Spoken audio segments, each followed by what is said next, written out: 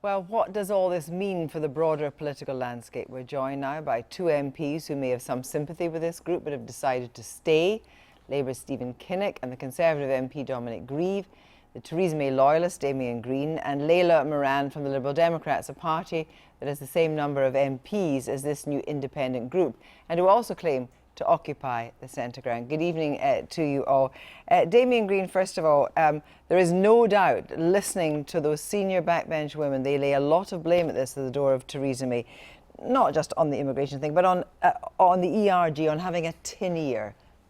Yeah, I mean, I don't agree that the ERG has taken over the Conservative Party. I think Anna's has tried during the day to say it's just the same as the Labour Party. That's palpably not right, because Jeremy Corbyn's inner team has had to clear out people like Stephen, Yvette, Cooper, Hilary Benn and so on. But actually, if you look at the cabinet, it actually represents all strands of the Conservative Party, including the strand which Anna, frankly, and I both belong to, the sort of one nation traditional strand. But at the moment, the group with the whip hand is the ERG. When Theresa May lost the meaningful vote, she didn't call you in to say, help me out here, how can we move forward with this? The ERG were the first lot to troop in. That sent a very clear signal. I mean, that's not true either. I mean, the new piece of policy that has actually found a majority in the House of Commons is the Malthouse Compromise, which is specifically both wings of the Conservative Party. It is members of the ERG getting together with people like Nicky Morgan, Stephen Hammond, Robert Buckland on the left of the Conservative Party to try and craft a compromise. And do you believe that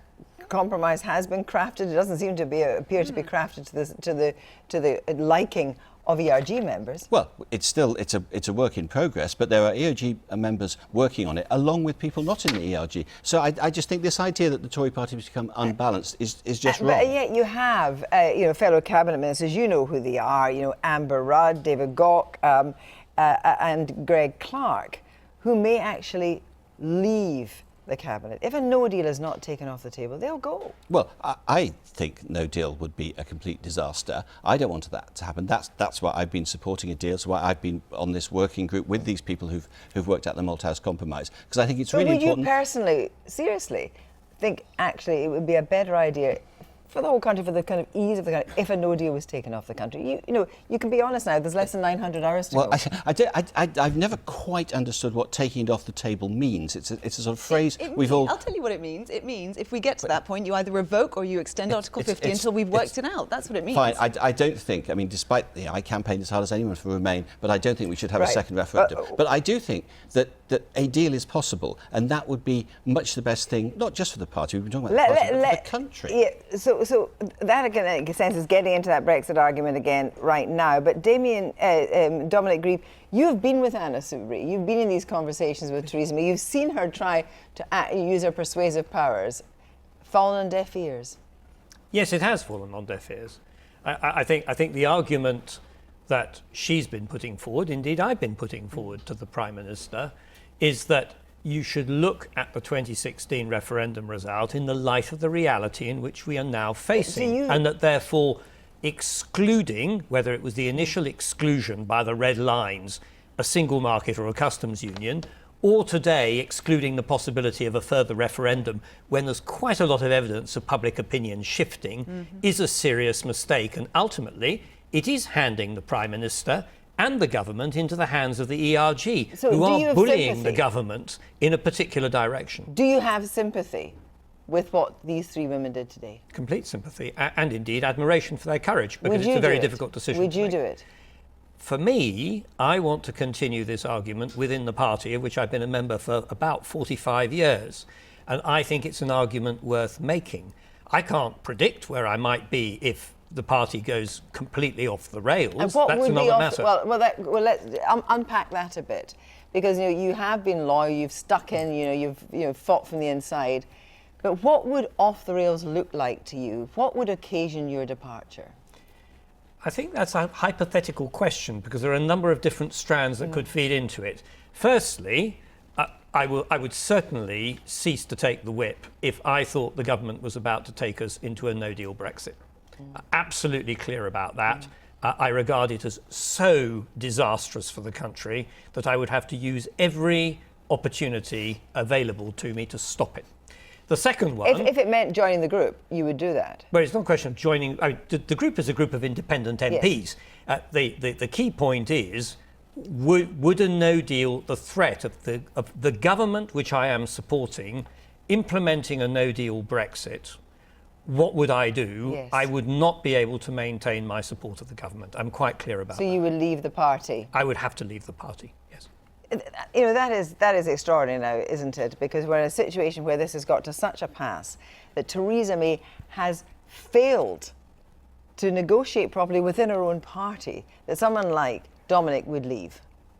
I don't think she's been negotiating within her own party. She's been negotiating with the European Union. But you need to bring your party with you, is what I think. But what you need is a deal. I mean, Dominic and I would agree on that. And that's what you have to do. That's what we have to do now. I think, frankly, in the position of the country now, the idea of whether individuals are taking whips or not taking whips is second order to, are we going to get a deal that allows us to have an orderly Brexit? And I'm going to come back to talk about, in a sense, about May and Corbyn in a minute, but this idea that, and this is from Dominic, she does not listen to the people who do not agree with her. Well, she does listen to them, but she disagrees with them by definition. When people say somebody's not listening to me, what they often say is, well, they disagree with me. And it seems the Prime Minister, like all of us, have a perfect right to say, look, this is my view, I've heard what you say, but I disagree with you. Well, I'm going to, before we bring in Stephen Kinnock, let's pause for a moment. And we're going to look to Labour now to mention the shortest ever re-entry to the party by the expelled former militant leader Derek Hatton. 34 years out of the party, 2 days in. His re-entry cited by several Labour MPs on this programme as an outrage. Today, before the announcement of Hatton's new suspension following an investigation into a tweet about Jewish people, this was Barry Gardiner, the Shadow International Development Secretary at the Dispatch Box, in a cold fury. I think it was a travesty that, at least I think many of us knew for some while, that he had applied to rejoin the party. But for the news of his readmission to come to public attention on the very day, when some members of our party were forced out for it, I think was appalling. Very bad news. Well, of course, Stephen, this will resonate with you because, of course, Derek Hatton was the man that tried to take your father down, essentially. But what did Derek Hatton's re-entry to the party, albeit for 2 days, tell you about the party under Jeremy Corbyn's leadership? I think we get a bit too hung up on Mr. Hatton's significance. He's entirely irrelevant. 34 years ago this happened. My initial reaction was, Derek, who? I mean, who is he? Where has he been for the last 30 years? I think we need to stop obsessing about the past in a sense, and start thinking about the future. Yeah, but you would have been happy to see Derek Hatton back in the party? I think that it's made a bit of a mockery of the disciplinary process that this tweet has emerged, which has anti-Semitic overtones, and that wasn't part of the disciplinary process. Why was he allowed back into the party in the first place? But legally and constitutionally in our party, if you've been out of the party and you reapply and you pass through the processes, then you're back in. There's not much we can do about that. I think people like Derek Hatton live off the oxygen of publicity. Let's not give it to him. But you said and the reason I think that's an illustration is you've been very clear that you think the party has to change. Yes. In a sense, how long do you give it? Do you give it, less than 900 hours? Because are you in a position where you might follow the others into this independent group? I joined the Labour Party in 1985. I am Labour to my fingertips. No one person or faction is bigger than the party. My commitment to the Labour Party is unconditional. My commitment to the leadership is conditional. And it is conditional on having an offer to the British people that reaches out, brings people together, and isn't a party driven by a hard left faction. And we need to be in the party arguing for that, not quitting and running away, but staying and fighting. But and you say the idea that the party is driven by a hard left faction, you would suggest presumably would turn off a lot of traditional Labour voters. Tom Watson has made it clear, in order to get the change, part of the change that you want, there should be a reshuffle to represent what on the shadow cabinet is a broad swathe of opinion.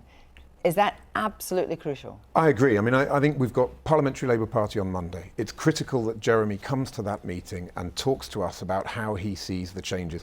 Tom Watson and John McDonnell are absolutely right. We've got to see this as a chance now to listen and to take stock and to change, and we need to see clear evidence of that. But I'm not going to put a timeline on, or conditions in terms of will I quit the party? No, I won't, because I believe politics is about being in and persuading and winning with the force of your argument. So what do That's you why think? we're in it for. Well, what do you think about the group, the group that went, the 8 that went? What do you think? Were they wrong to do it? But this was the courage of their convictions. I think a lot of what they've been saying is right, but what they've done is not right. I think that they should be staying in. The country is going through an existential crisis at the moment. The Labour Party has also been in something of an existential crisis. Let's take one crisis at a time. Let's fix the country. Let's get through Brexit. Let's get a Labour government with radical economic policies that can actually address the causes of why so many millions of people voted for Brexit in the first place. Well, turning to you, Layla, I mean, obviously, the echoes of the SDP in 1981 sort of come to mind. Yeah. Quite a different situation. Now, of course, to be fair to say, the Liberal Democrats are not on a high. You're being asked if you would go and join. Anna Soubry extended the hand of friendship. Would you? We have also extended the hand of friendship, and we've said very clearly that we're very happy to work with them on the things that we both share, so Brexit being one. In fact, the vast majority of, I think, all of those who have joined so far would like to see a much more Remain either softer Brexit or what we want, which is a referendum, which is what I hope we're going to be working towards on. Depends who else joins, though. So it needs to be sort of on case by case. We'll have to see how this evolves. But they're not a party. I mean, I think this is can critical. you see if this independent group became a party, and as Anna Soubry said, this is not going to be stopped at the Brexit gate. This is a grouping for the future. Can you see, I mean, she says there's not going to be a Lib Dem independent group merger, but can you see a way in which the reclaiming of the centre ground could be something that you would do together, given that, your stock's low? I think there's real appetite for this. And actually, I have to say, I've been really excited over the last couple of days by what they've been saying, because that's why I joined the Liberal Democrats, because I do believe that an insurgent forces in politics is a good thing. I think there have always been these stale, big main parties.